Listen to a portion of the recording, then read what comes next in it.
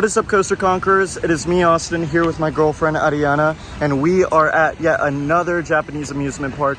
We are at Nagashima Spa Land in Kuwana, Japan. I'm really excited for this park because, I mean, this park seems to have probably the best coaster collection in Japan, as far as I'm aware. I mean, you've got coasters like the RMC Hybrid Hakugei and the Morgan Giga Coaster Steel Dragon 2000, as well as some other great coasters. Like there's a B&M flying coaster called Acrobat, that's a Manta clone. There's some Schwarzkopf loopers. This looks like a really fun park. I think I've heard some enthusiasts say this is the Cedar Point of Japan.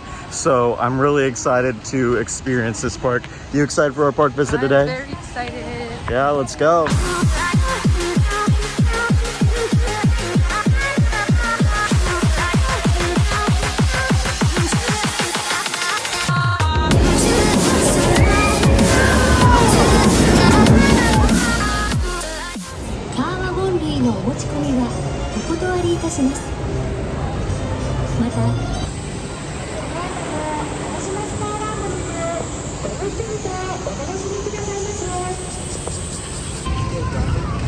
The red one is, yes. Really excited to ride Steel Dragon, which is the red one. There's also this Schwarzkopf Shuttle Loop model, which I haven't ridden the Shuttle Loop model of coasters yet, but I'm really looking forward to Steel Dragon 2000 here. This is the longest major steel coaster in the world at over 8,000 feet, although Six Flags Qiddiya in Saudi Arabia is set to beat that record. But I am really looking forward to that because it is a big giga coaster, and my first major Morgan coaster. The only other Morgan coaster I've ridden is West Coaster in California, and that one's a lot smaller, and this is their biggest and fastest coaster yet. Also, this will be Ariana's tallest and fastest coaster, I believe, because I believe the coaster hits a height of 318 feet, and I think the speed is about 95 miles per hour. That's the Shuttle Loop launching right behind me, which is really cool. So yeah, are you excited for your tallest and fastest coaster yet? Yeah, it's one of my tallest and fastest too, probably my third, I think. So that's exciting.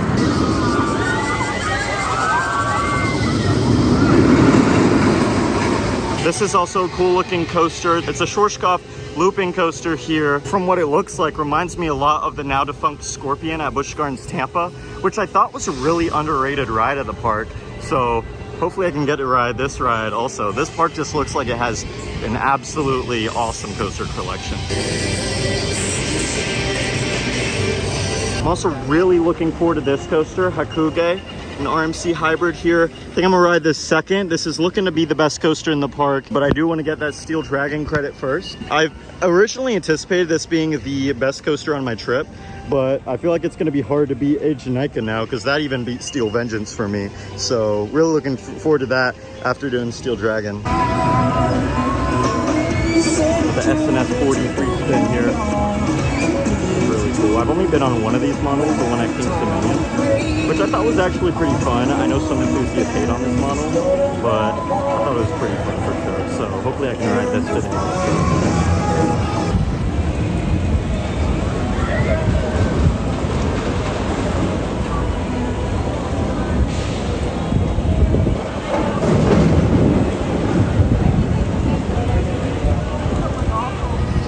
All right, finally found the entrance to this awesome looking giga coaster right here. I think the entrance is to the right, but this is Steel Dragon 2000, opened in the year 2000, shortly after Cedar Point opened Millennium Force. So at the time, this took the world record for the tallest, fastest, and longest coaster ever, but the height and speed records have since been broken.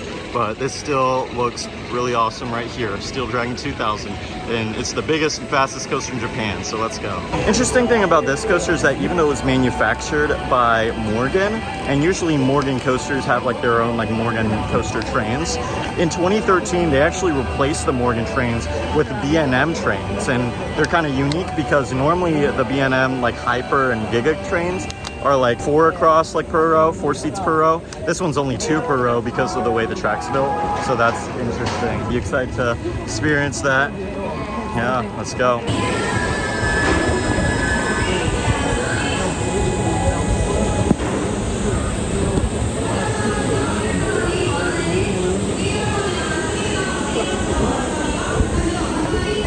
All right, Coaster Conquerors, I just rode Steel Dragon 2000 as my first coaster of the day, the tallest and fastest coaster in the park. That was a lot of fun. I'm glad I've gotten to ride yet another Giga. Like I've ridden, at this point, I'd say probably most of the Gigas in the world. It was a lot of fun, and it was a very lengthy ride. It's the longest like big steel coaster in the world, and it was just awesome. The turn, or the drop, which we actually got to ride in the back car, the drop was really fun, like especially in the back, because it's just a long, over 300-foot drop down. There was some good airtime moments. The turnaround part, like the long, like the big turnarounds, they were really intense. Like they packed in a lot of G's. And then after the mid-course brake run, there was a bunch of airtime hills, and there was so much airtime. Like it was so fun in that like second half, like between the mid-course and the final brake run. Just so many good airtime moments. It's such a fun coaster. What'd you think of Steel Dragon 2000? I thought it was amazing. I liked how long it was. Like, I know people said it was like 4 minutes, but it didn't feel that long. I did love how like long it took to get around like a went like this. It took forever to go. Right, around. it did. It was really fun. Definitely. I got to see the view of the beach too. It is awesome views from the lift hill, which is a very long way up because it's like 318 feet up, but like some awesome views of the surrounding area. So I feel like this is kind of on like a bit of a peninsula, so that's really cool. I'm actually gonna ride this coaster next, Ultra Twister. This looks really cool, and this is the first of these models I've ridden from Togo. This is very unique because you're like surrounded by the track, and at one point you go backwards. So this looks like a really cool ride model I'm looking forward to experiencing. So I'm hoping this is a fun one, and it looks like it's just about a walk-on right now. So that's really cool. Crazy how it does that.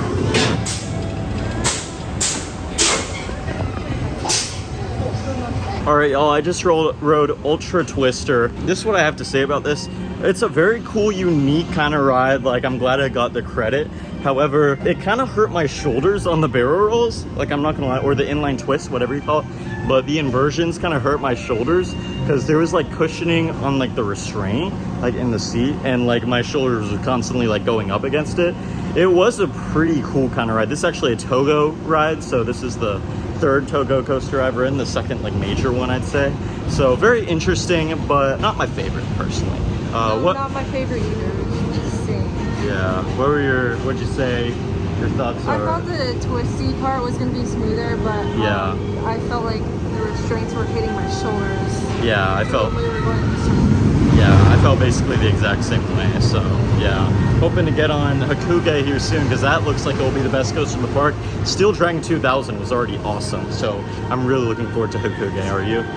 Yeah, let's go.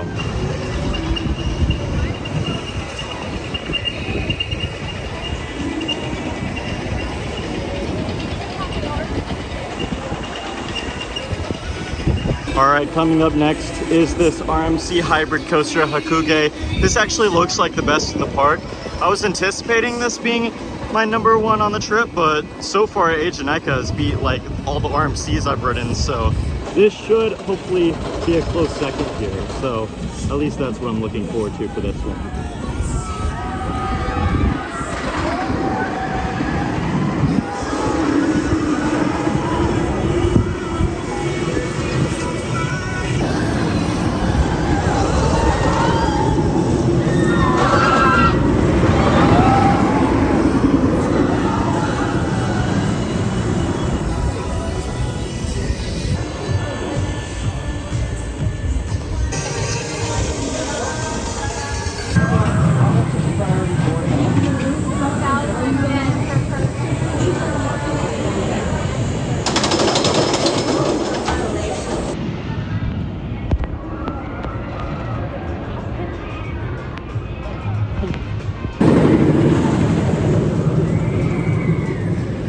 All right, y'all, we just rode Hakugei here at Nagashima Spa Land, and definitely the best coaster here at the park. I'd say it's my second favorite coaster of the trip, and I'd say it's actually in my top 5 coasters overall, maybe like #4. Like, it's a really good RMC, awesome layout for sure. I do kind of wish I could have ridden more further back in the train. We were in the 3rd row, but it was still like awesome, and I don't even know if it would have made a crazy difference because like it's still like ripped through its layout, some awesome elements and an awesome layout for sure. Like, I really enjoyed this coaster. I don't know if it's better than Iron Gwazi or Steel Vengeance, but it is one of my favorite RMCs for sure.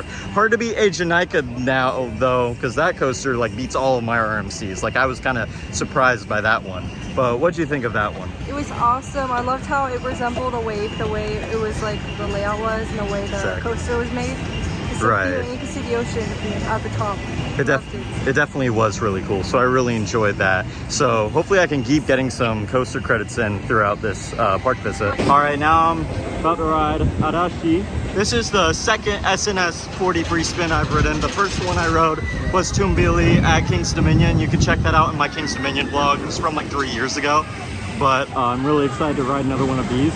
I think, as I said earlier, I feel like these are a bit overhated by the coaster community, or at least from my one ride on one. So I'm really looking forward to experiencing this one. Also, there's a really cool visual of Corkscrew right here. Like, I like how the old Aero Corkscrews like have that cool visual with like their like double corkscrews.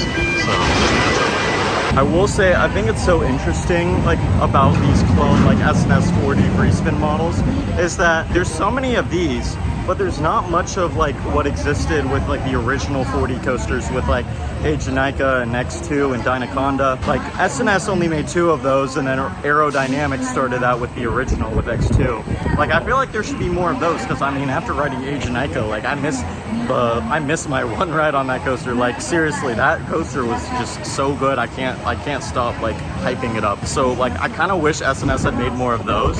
And the free spins are good, but they're not quite Janaica. But yet again, I will say I do still think the free spins are a lot of fun. At least Tumbili was fun for me, so I'm anticipating this being lots of fun. I mean, I'm glad like SNS has made a lot of them, but I do wish they had made more of like the original like type of 4D coasters, because like man, those are just crazy.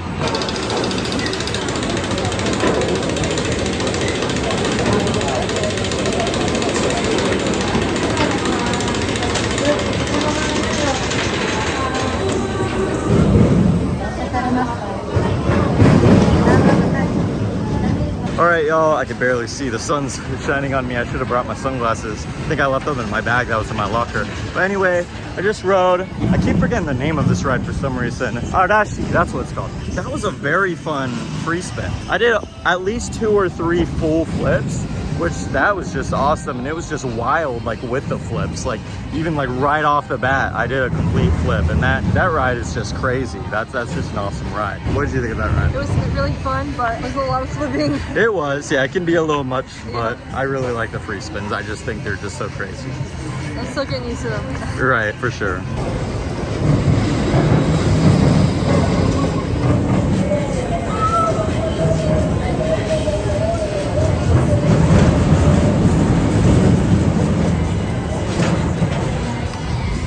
Might be getting a ride on this classic, picturesque Aerodynamics, or this might have been from the Aero development days. This coaster, Corkscrew. Also, shoot, I just realized they have one of those kind of free fall rides.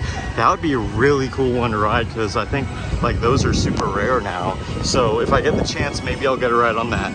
But for now, I'm trying to get another coaster credit with Corkscrew here.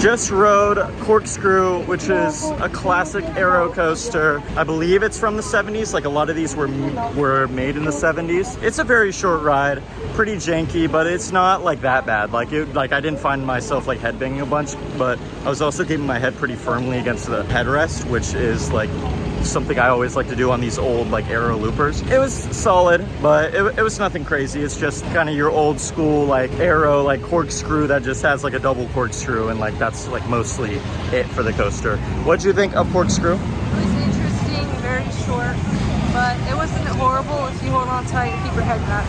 Right, for sure.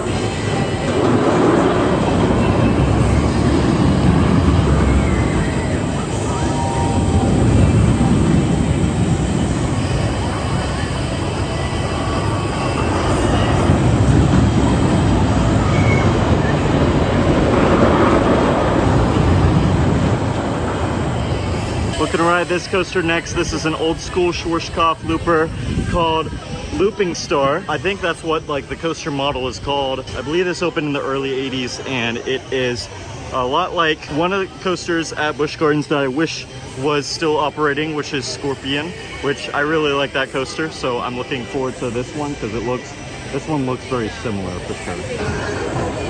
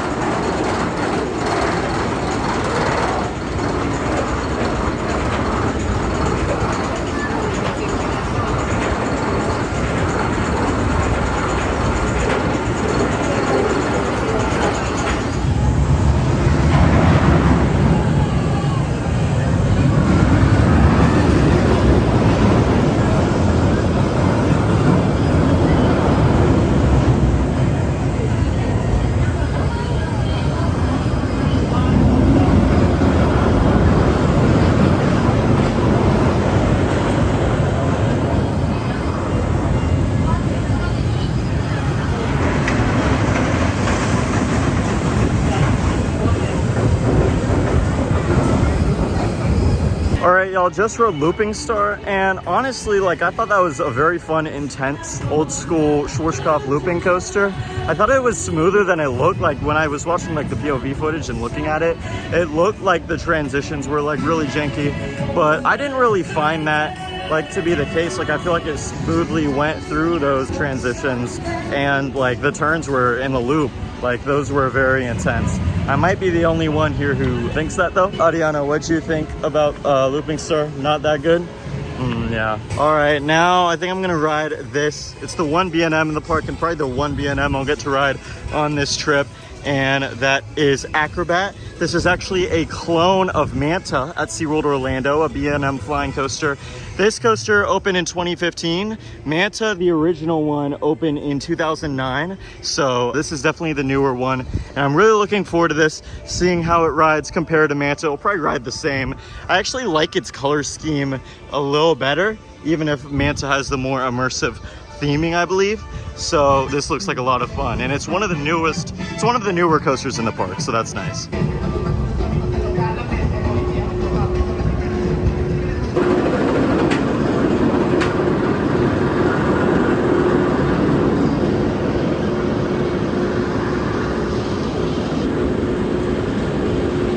All right, y'all, just rode Manta at SeaWorld Orlando.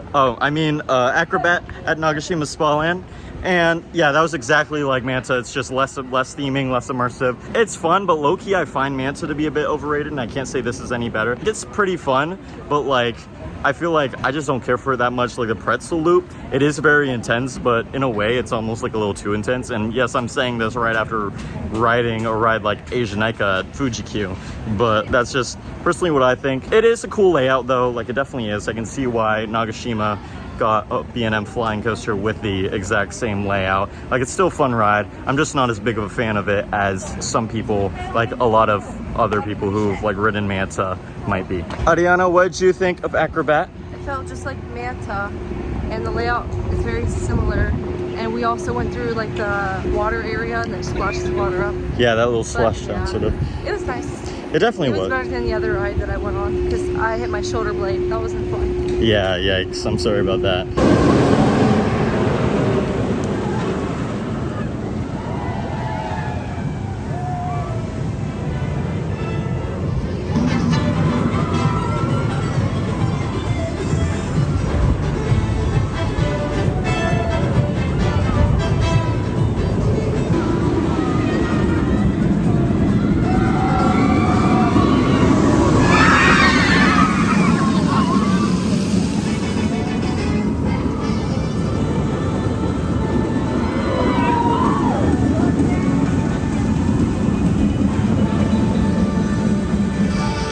All right, I think the last coaster I'll be doing here, because I'll probably be heading out after this coaster. I think it's less than an hour till park closing, and I've ridden most of the stuff I want to ride.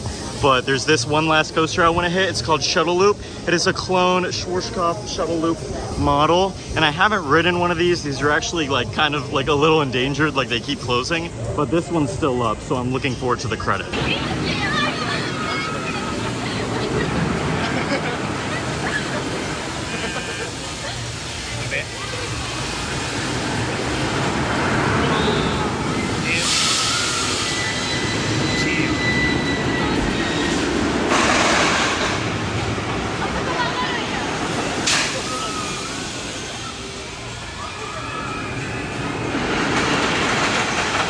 All right, y'all, we just rode Shuttle Loop here at Nagashima Spa Land, and that is a really fun ride. The launch is punchy. I'm glad I got to ride one of these coaster models because it was a lot of fun. The loop was intense, launch was punchy, going up the spikes. That was a really cool element. That was a lot of fun. What'd you think of that one? I really loved it.